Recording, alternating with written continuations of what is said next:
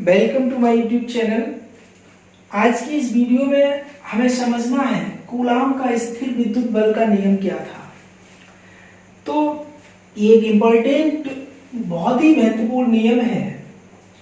इसका हम लोग फिजिक्स में इलेक्ट्रोस्टैटिक्स में बहुत बार यूज करते हैं और कई बार ये स्वयं एग्जाम में पूछा जाता है। तो कुछ बातें समझनी है। सबसे पहली बात कि ये जो कूलाम थे ये फ्रांस के वैज्ञानिक थे। इनका पूरा नाम था Charles Augustin day coulomb. Charles Augustin day coulomb France के वैज्ञानिक थे। इन्होंने चार्ल्स ऑगस्टिन डे कूलाम ने 1784 में दो आवेशों के बीच लगने वाले बल से संबंधित एक नियम दिया था। दो स्थिर बिंदु आवेशों के बीच लगने वाला जो बल होता है, बल के संबंध में एक नियम बताया था जिसे कूलाम का नियम कहते हैं। अब हम समझते हैं कि वो नियम क्या था। नियम ये था कि किन्हीं दो स्थिर बिंदु आवेशों के बीच, मैंने यहाँ दो स्थिर बिंदु आवेश ले लिए, ये गतिमान आवेश नहीं है, ये दोनों आवेश स्थिर हैं, इनके बीच की दूरी r है। तो नियम यह था कि किन्हीं दो स्थिर बिंदु आवेशों के बीच लगने वाला आकर्षण या प्रतिकर्षण बल दोनों आवेशों की मात्राओं के गुणनफल के अनुक्रमानुपाती तथा उनके बीच की दूरी के वर्ग के व्युत्क्रमानुपाती होता है। ये छोटा सा नियम था कूलाम का। यहां शब्द आया लगने वाला बल।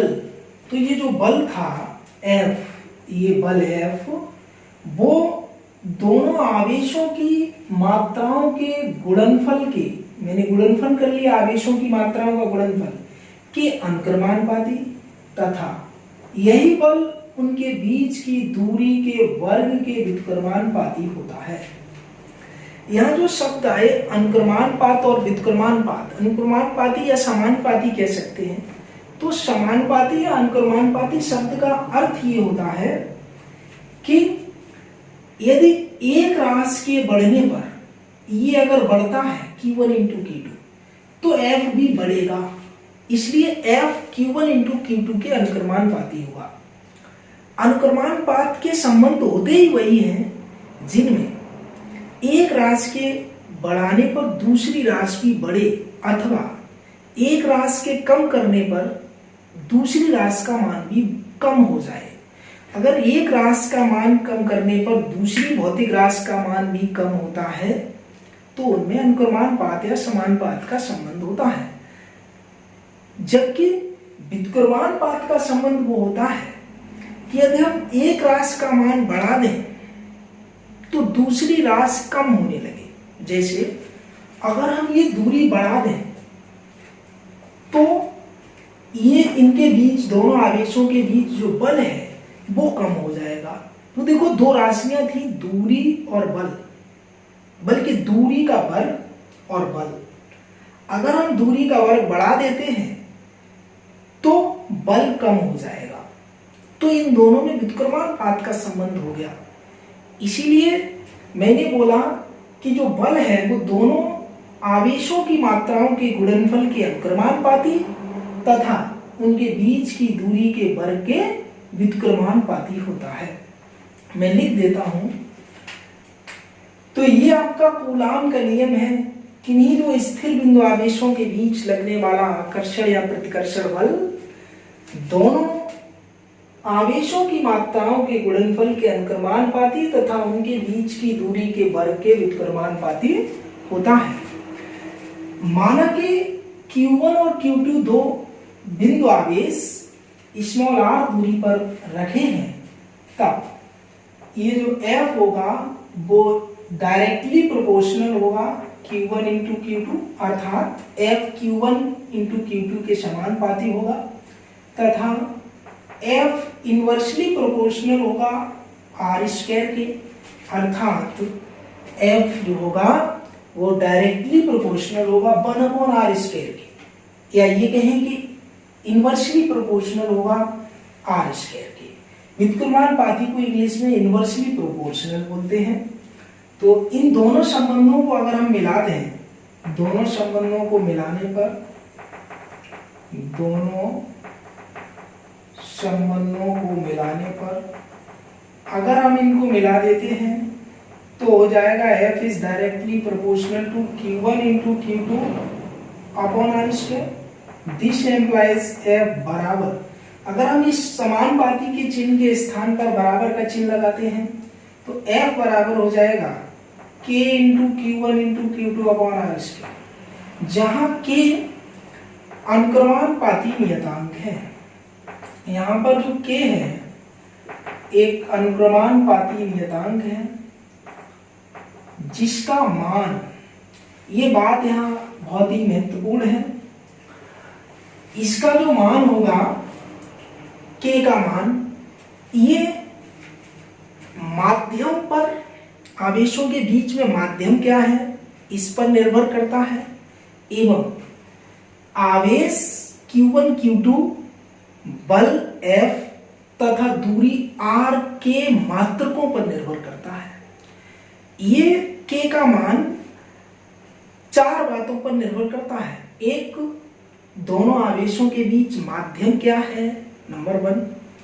दूसरा, दूरी r पर का मात्रक क्या है। तीसरा, इन दोनों आवेश जो है उसका मात्रक क्या है।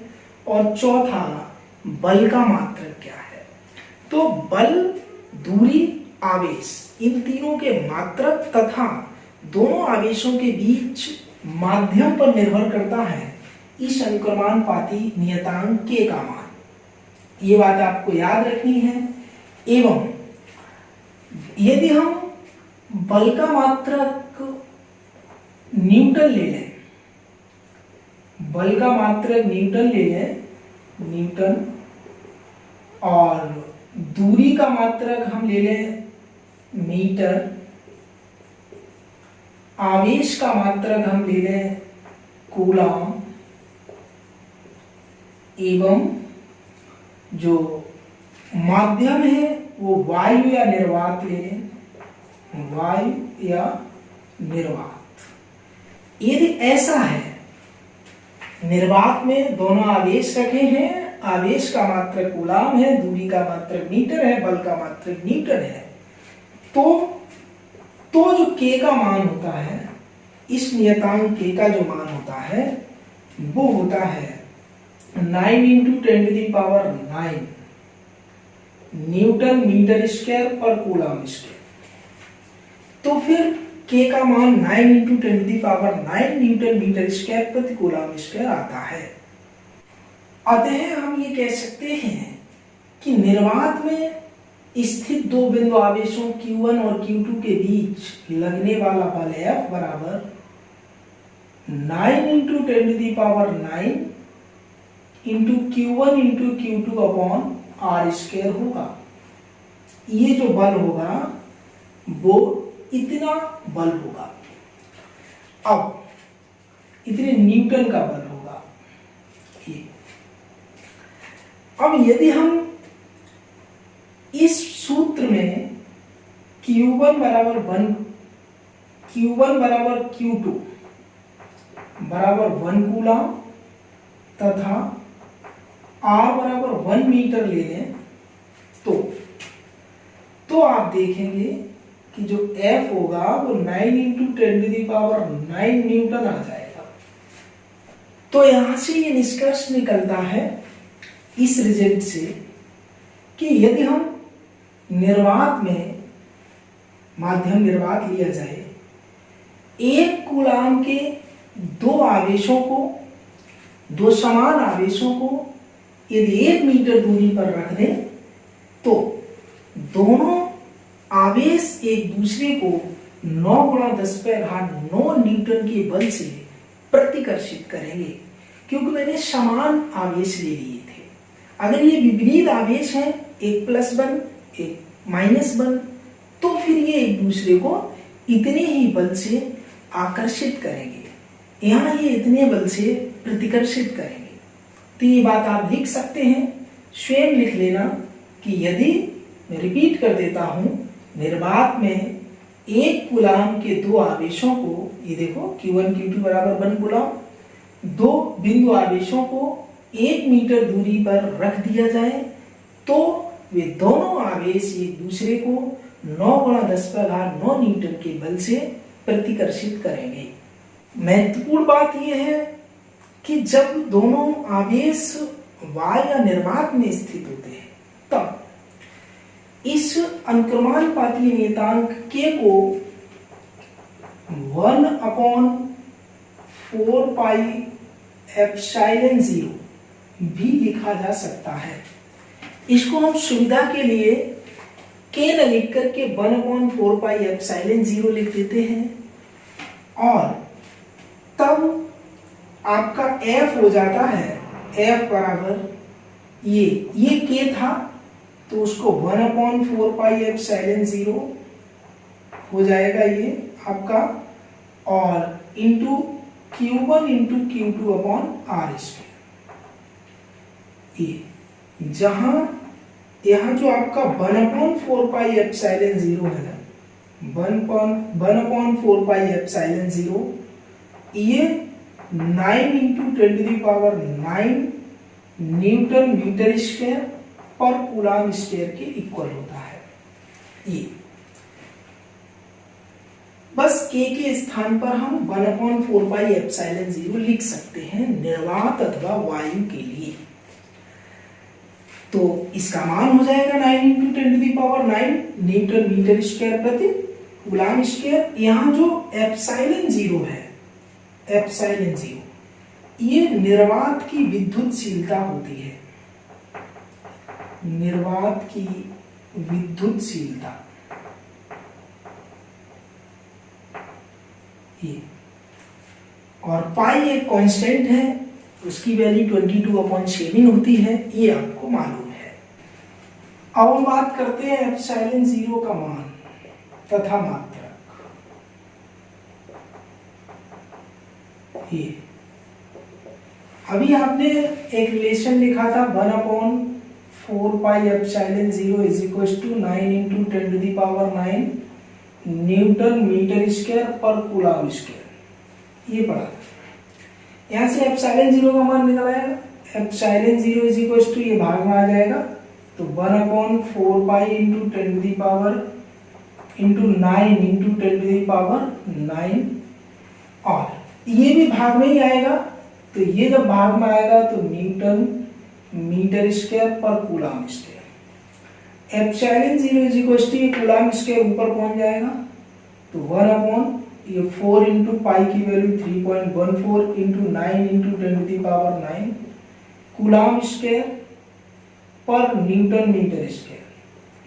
ये कूलाम स्क्वायर पर न्यूटन मीटर स्क्वायर ε0 का मात्रक आ गया, एवं ε0 का जब यहाँ मान निकालेंगे तो 9 × 36 × 3.14 × 10⁹ कूलाम स्क्वायर पर न्यूटन मीटर स्क्वायर। ε0 = इनका जब आप गुणा करेंगे, भाग देंगे तो ये 8.85 × 10⁻12 कूलाम स्क्वायर पर न्यूटन मीटर स्क्वायर आ जाएगा। ये आप स्वयं करके देख लेंगे।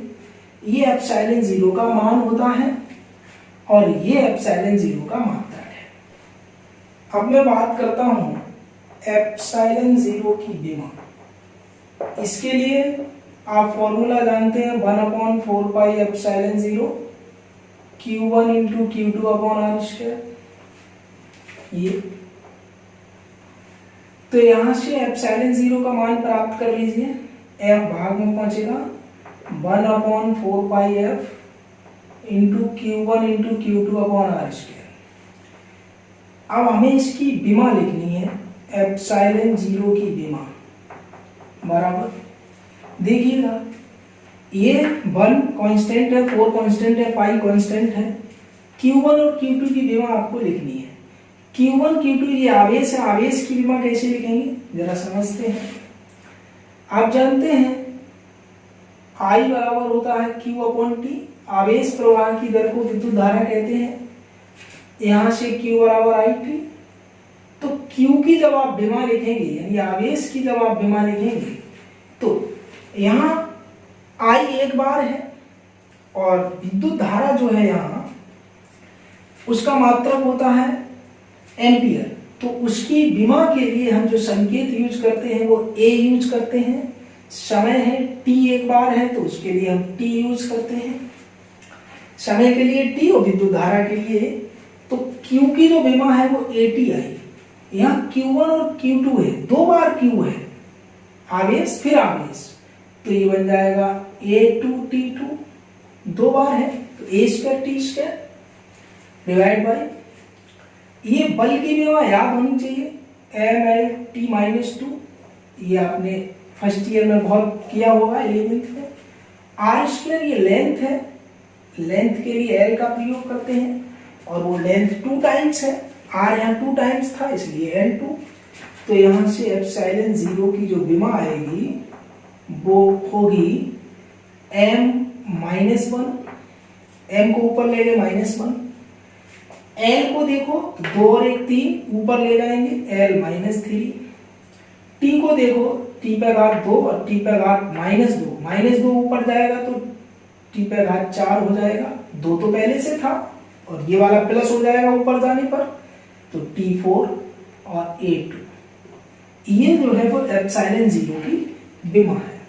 तो इस वीडियो में आपने कूलाम का नियम क्या है ये समझा, एप्सिलॉन 0 जो निर्वात की विद्युतशीलता होती है उसका मान कैसे ज्ञात करते हैं वो समझा, मान कितना होता है, उसका मात्रक क्या होता है, उसकी विमा क्या होती है, ये आपने सीखा।